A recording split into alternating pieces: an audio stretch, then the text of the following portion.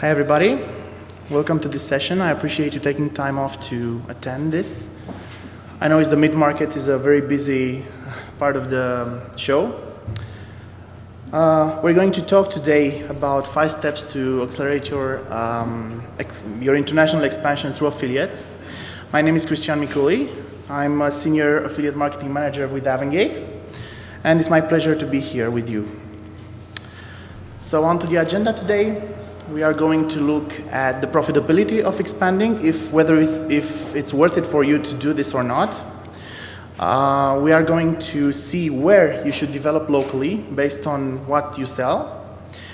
And finally, we are going to see the 5 steps to accelerate your expansion through the affiliates, of course, illustrated with examples. A little bit about myself. That's a picture of some fake money made by my colleagues in Avangate. I like it. It was a surprise for me too. So I've been working on the affiliate side for more than 6 years now. I have hands-on experience in managing affiliate programs in the digital goods area. And I've been speaking at various events, mostly Affiliate Summit, and have published articles in different publications. You have my contact data there, but it will be also on the final slide. So if you have any questions, any further questions after these presentations, you know where to reach me. Okay, so getting into the subject. You want to expand internationally via affiliates. Why? Of course, this is the question that all of us is asking. And the main answer would be for money, of course. We want to get as much money as we can through affiliates and internationally. But I would also insist on some other facts that you should take into account when expanding internationally through affiliates. And first of all, it would mean you building another channel of distribution online, right? So you have your own websites for which you sell. And you will also have the affiliate channel on which you can push for different, let's say, exclusive promotions and test various strategies. So this is an additional value-added thing. For example, I've seen vendors that approach local markets by giving exclusivity to certain affiliates that have a high penetration in that market and pushing exclusive campaigns to them. And it works, of course. Otherwise, they would not be doing that.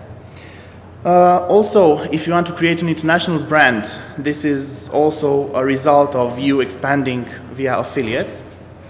And if you want to match your competitors, so maybe one of them has expanded, let's say, to Brazil or to Western Europe, you also want to be there in order not to lose your market share or your brand against your competitor. So it's not all about the money, but also about your position in the market and your market share when we talk about international expansion. Now, are you ready to expand via affiliates? So you want to do this, but maybe you should, for sure you should think about some issues before you do it. And here are some of the things that you should take into account. So if you have products that serve multiple local markets, products that can be adapted to be sold on any local market, for sure you should try expanding through affiliates. Also, if you use a business model that is easy to scale locally and internationally, like digital goods, or if you can manufacture physical goods in the country where you want to sell them so you have minimal costs, this is another another motive that you can leverage in order for your expansion with affiliates internationally. Now, I put there, if you're getting relevant traffic, 5% of total from other countries. Now, that 5% is a subjective number, so it very much depends on your sustainability. So if you want to, let's say, expand through affiliates, but you're not sure that you will get the right traffic, you may have to do an initial investment in getting traffic from that country, right? But usually, if you have more than 5% of customers coming from other countries, this means that you're ready to expand to that specific locale. And this is also coupled with the fact that you may be getting inquiries about selling your product in a specific region. Now, on the other side, if you don't necessarily respect these, let's say, criteria, you may want to think twice before thinking about international expansion via affiliates if you don't get enough traffic from affiliates as you have now. So if you sell more online or via pay-per-click campaigns, you may just want to try doing those at first in the specific countries that you want to expand to, right? Also, if you're selling high-priced items, this may not be the happiest solution to go through affiliates if you have those kind of products or services. Also, if you have local types of services like, for example, in the US, insurance services or financial services or legal services that apply only to a specific territory, you may not use that, for example, in France or in Brazil or in other countries. If you sell physical goods, there's another big thing that you should think about. If you have to invest in showrooms or having product stocks locally, maybe you should think about other ways of penetrating that market. And I'm talking here about resellers, right? So affiliates may not be the best solution in any situation. This is what I'm trying to say. So you must very carefully weigh your situation, your status quo, and then take a decision on this. And speaking of where to expand, these are some data that we got from Forrester Research. And as you can see and probably know, the left chart shows the projected online retail sales from 2012 to 2016. And this gives us a good idea of the market size globally. So as you can see, the US is the biggest market, followed by China. Actually, it's the other way around, but they're kind of at the same level. Then comes Western Europe with UK, Germany, and France. And of course, then we have the BRIC countries, Brazil, the remaining BRIC countries, and Australia, and the smaller ones. What I'm trying to say is take into account this data when you're thinking, okay, where do I want to expand? Clearly, if you're selling in the US, the next logical step would be going to Europe, and especially in the UK since English-speaking country. Also, on the right part, that basically shows the different phases of e-commerce within the international market landscape. So, of course, every country goes through these steps. What I would recommend is, if you want to expand successfully through affiliates, go with the countries that are at least in phase 3, because that's where people, are really into e-commerce and are starting to buy online, and there's online awareness about making purchases. If you address the ones in phase 1 or phase 2, you might have a bit of trouble educating the customers in those countries to, buy online. The hot affiliate niches, so after you've decided to which territory you want to expand, I also listed on the digital goods vertical the top 10 countries with affiliate referred sales according to Avangate stats. So as you can see, the English-speaking countries are dominating the stats, so US, Canada, United Kingdom, and Australia. We also have some interesting countries afterwards, like Japan, the strongest in the APAC. France, Germany, we also mentioned them, Brazil, Italy. The top 5 niches in the digital goods vertical would be those listed there, with ebooks, utilities, PC support, monitoring, spy your girlfriend, your partner, audio-video tools as in converters, and productivity tools and services. And those are some regional affiliates examples which, for the digital goods vertical, are very strong to their markets. Okay? I believe that you can find these types of stats for each niche for the niche that you're working with, simply by asking the network that you're working with for their top publishers, and they will be able to indicate them to you. Okay, because it's in their interest to give you the best solutions. So, leaving this aside, this context information, you decided where you want to go. You are sure that you will be profitable with your approach. So, let's see the 5 steps to accelerate the affiliate expansion. Number 1 would be customizing the offer. Number 2, using local affiliate networks, getting help from local agencies and OPMs, nurturing relationships with performers, and of course addressing the local opportunities. We will be taking this into detail in a couple of minutes. So first of all, customizing the offer. Who among you guys have local websites for their products or services? Just raise your hands. Okay, so I'm guessing maybe 20-30%. This is okay. Probably you're addressing mostly the US market.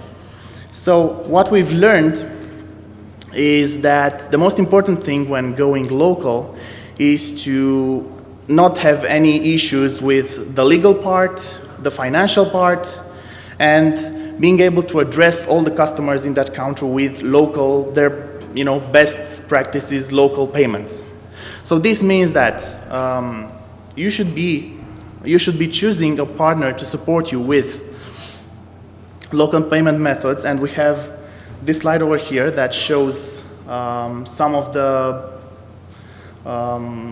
these payments around the world. So, for example, for France, we have Carte Bleue, which has a huge market share, over 50%. 25% in Netherlands for Ideal, Combini in Japan, Alipay in China, and Boleto Bancario in Brazil. These are just a few examples of these local payment methods, but there's a huge array of them in the other countries as well.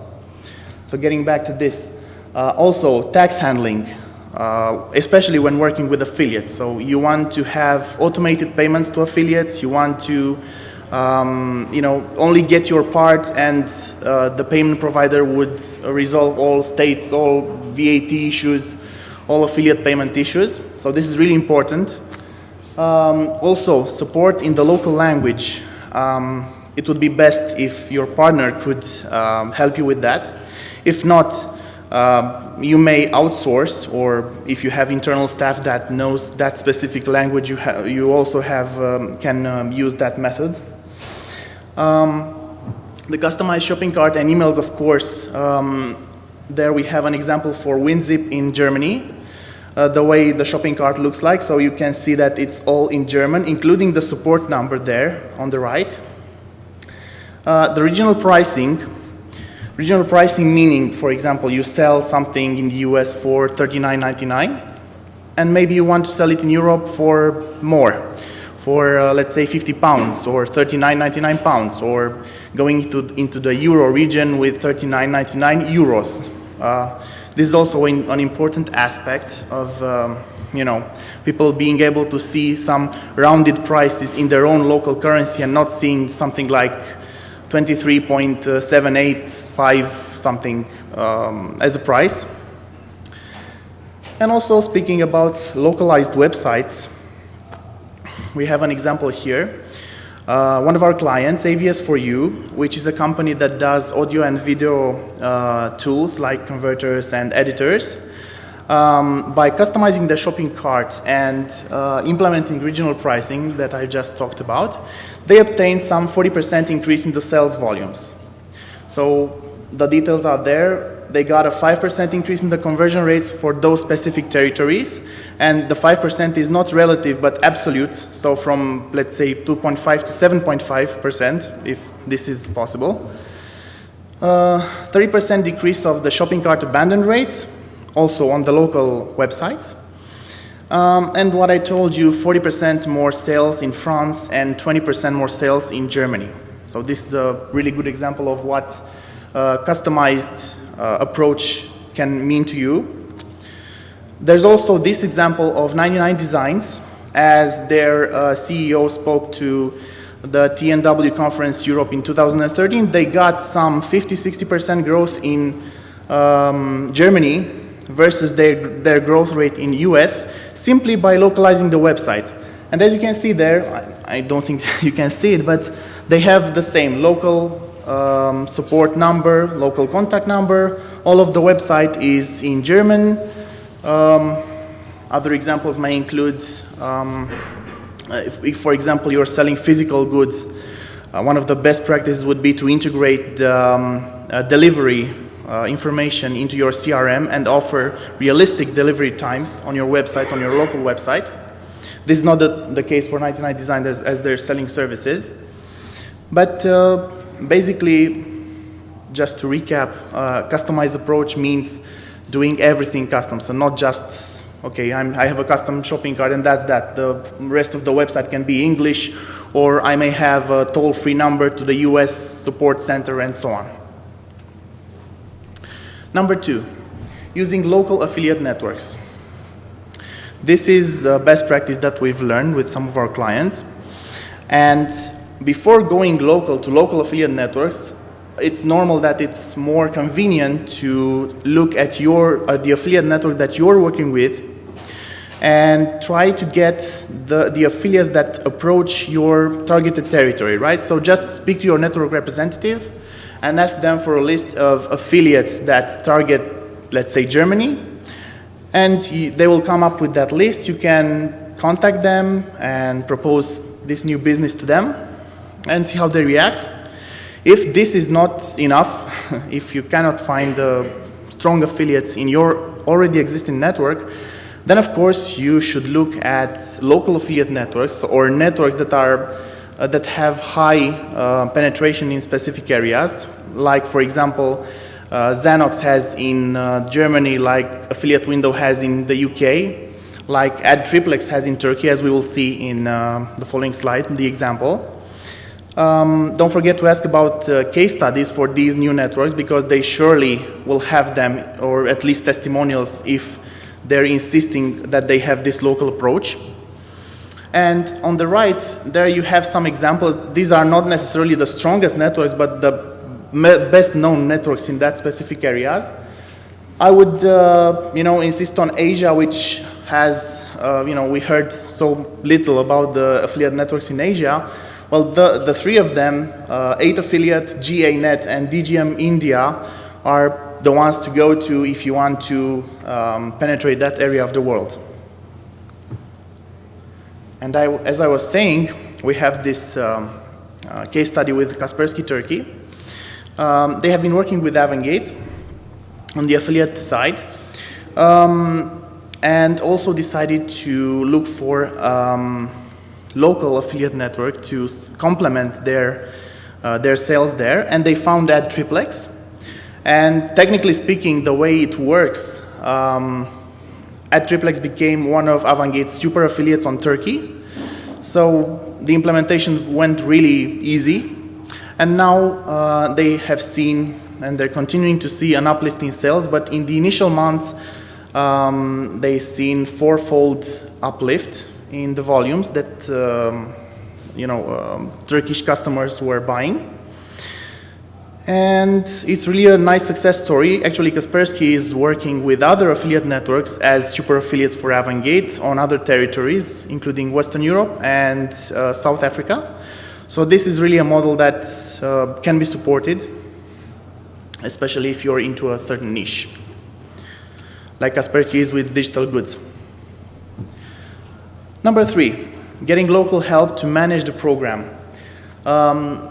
In terms of the steps, you can couple this step with the one before. If you, for example, if you hire an agency to take care of your affiliate program, they will probably take care of getting the local affiliate network as well. But if you want to use an agency, let's say not only for affiliate program management, but also for lead generation, for SEO campaigns, for PPC campaigns, it's also a good thing to do this, because they will get all the context information they need and carefully segment all the customers coming from different acquisition channels. Of course, the advantages are clear. It saves you time and money if you can support working with an agency. It accelerates adoption since they have all the necessary relationships to get you on the market as quick as possible. And they may also offer any local opportunities that you haven't thought through. For example, they may have some insight or some special relationships with some bloggers or some publications within that area to help you leverage your position and penetrate that specific locale. Not to speak that agencies offer expert advice on growing your affiliate channel. And the example I want to feature here is Bitdefender, also one of our customers, and what they've seen for the United Kingdom territory was a 50% year-on-year uplift in the affiliate volumes after hiring a local agency for doing affiliate program management for them for the UK territory, right? And we have the Bitdefender representative here if you want to ask more about this. He's in the among us. Number 4, nurturing relationship with the performers. Now, as you can see, and clearly you know this, the AFSTAT 2013 report shows that over 75% of the affiliates consider the relationship with their affiliate manager as being important, not crucial. I mean, 23% of them, for them is crucial, but for the others is valuable, okay? So 3/4 of affiliates perceive this relationship as being important. So this means that you have the power to influence whether they will be performing for you or not. And I know that everybody is talking about, okay, communicate with the affiliates, nurture them, but this is really important. And this has been proved many, many, many times. So just as an example, if you have a good relationship with an affiliate, you will certainly find out the first what your competition is offering, because if they're loyal to you, they will, hey, your competition offered me, I don't know, 75% commission and you're only doing 50% for me. Can I get more? No, you cannot, because we have a higher selling point. So it's got to be a continuous dialogue between you and the affiliate, and keeping them close and meeting them at the events, organizing meetings with your affiliates and your staff for them to see that you're a serious business and so on. The example here that I wanted to show, this happened a couple of years ago.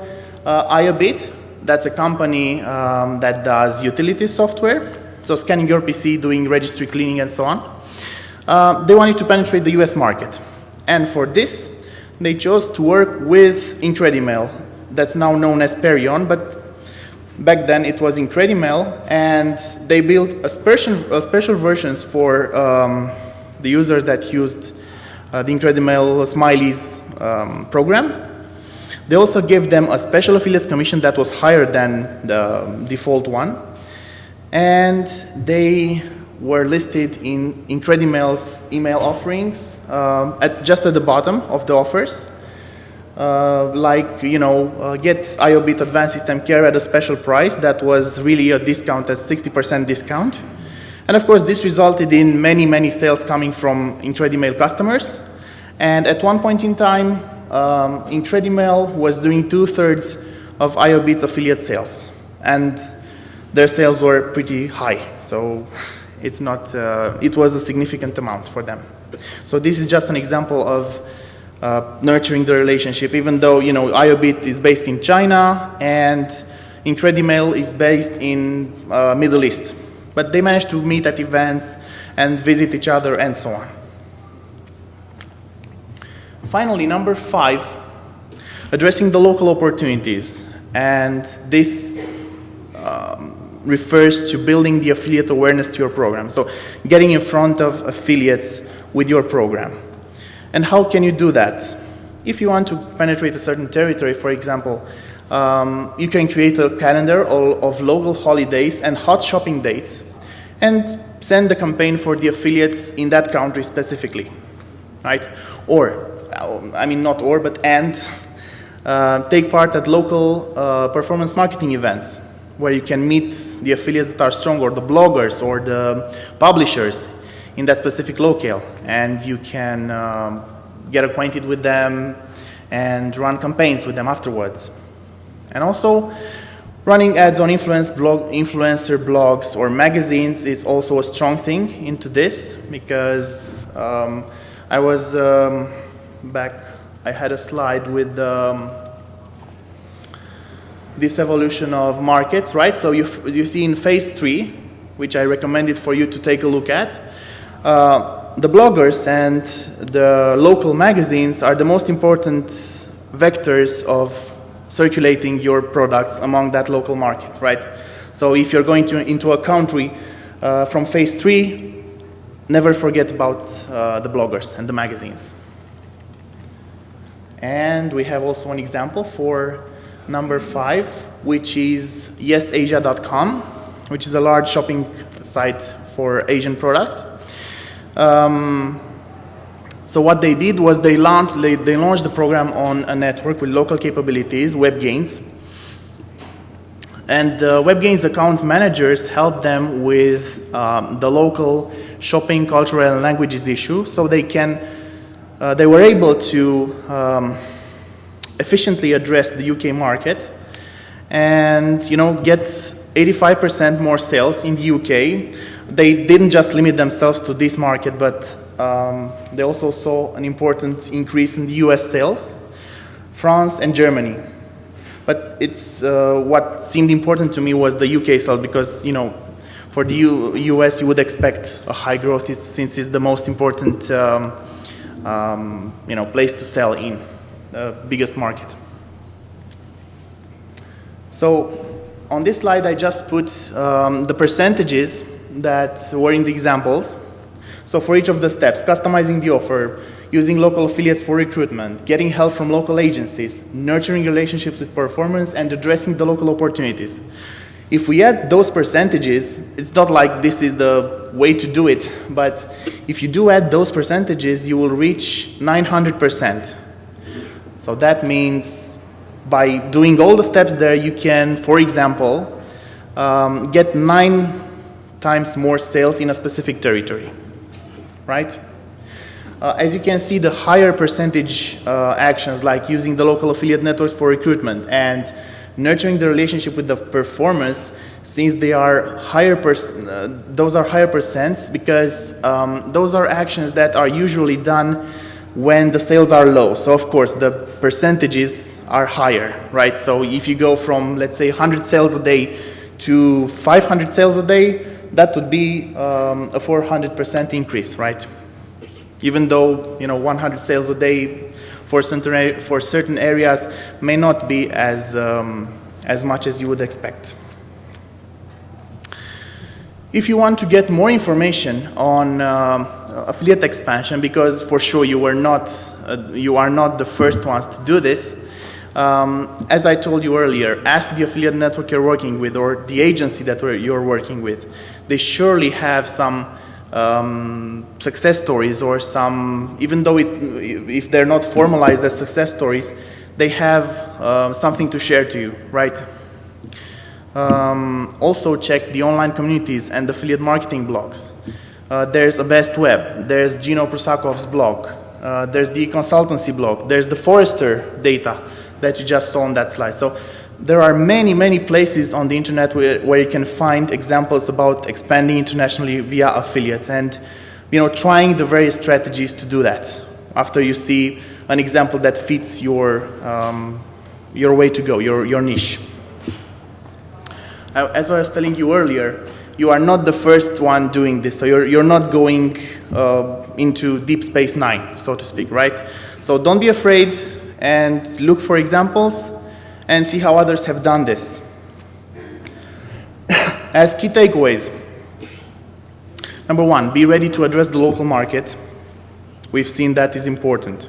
Number 2, you should regard the affiliates as being a risk-free method of penetrating new markets, especially if you're working on a revenue share basis, right? So you only pay them for the sales that they make actually. So that's a risk-free investment for you. Of course, if you take into account investing in brand awareness for that country and buying traffic and so on, it won't be as free as it gets. But with the sales, with approaching the affiliate channel, it's a risk-free thing. Number 3, get the local help that you need to drive your efforts there. So go to agencies, go to affiliate networks, go to local forums on affiliates. They surely are. Go to local events, and you will get some additional info for your penetration efforts. Number 4,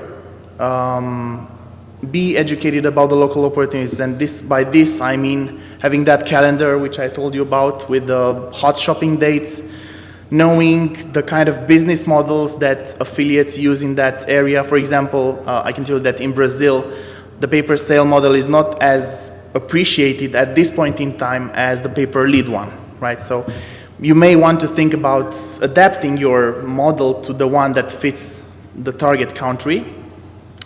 And of course, number 5, as always, you should look at what your competitors are doing, and if that's a successful strategy, you should adapt it to match your product, services, and create a differentiator as well on that market.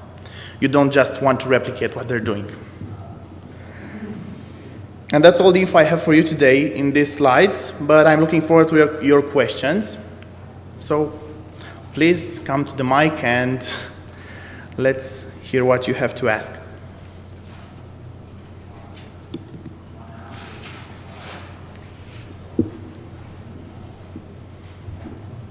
What's the best way to go about localizing your website? Did you do that in-house, or did you consult with a company? Usually, the localization of the website is done by outsourcing it to a certain agency or a translation company or whatever, right? But if you have the resources in-house, if you have native speakers of that specific, language, and it's not really a huge website to translate, then you can do it in-house as well. It all depends on the, money versus effort thing. But usually people go with outsourcing this. Okay, and do you recommend purchasing your website in the other countries? So to get a domain that's .fr for France or Sure. Canada, because those rank in search engines, I think. Of course. That's one of the rules of SEO. Yeah, you should certainly get a top-level domain to match the local, territory, language. Okay, thank you. Thank you. Hi, Christian. Hi. You had mentioned that in looking at the expansion, ebooks basically and digital products were the top products from international affiliate expansion. And then you talked about also the banking relationships, basically the banks. Are you finding that having an ebook or some kind of subscription model, when you expand it internationally, a lot of the banks are basically turning down charges because they see it as a U.S. company in, say, South America or other places? Or what's your experience along those lines? Well, to tell you the truth, we have, so it all depends on the partner that you're working with, right? The e-commerce provider that's doing all the payments and automation. Usually these guys have internal risk assessment teams and finance teams that are mitigating the relationship with the banks, right? So they can, if you get a lot of chargebacks for a certain territory, they will surely tell you that, hey man, we cannot continue with this, or let's have a chargeback fund, let's have 10% of your volumes being put away in a 6 months deposit thing, right? So the payment processor can use that in order to pay the chargebacks that they lose with the customers. So with a good payment provider, that's not really an issue. If you do this by yourself, so getting the direct relationship of payment with the banks and all of that, that's kind of a headache. This is what I recommend, using third-party payment providers that they can manage and they can mitigate these chargebacks with the banks and the customers.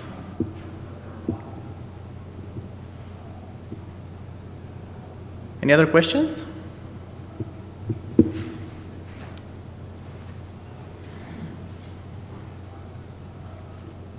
All right then. Well, thank you very much. I appreciate your coming here, and if you have further questions, I will be in the meat market. Thank you.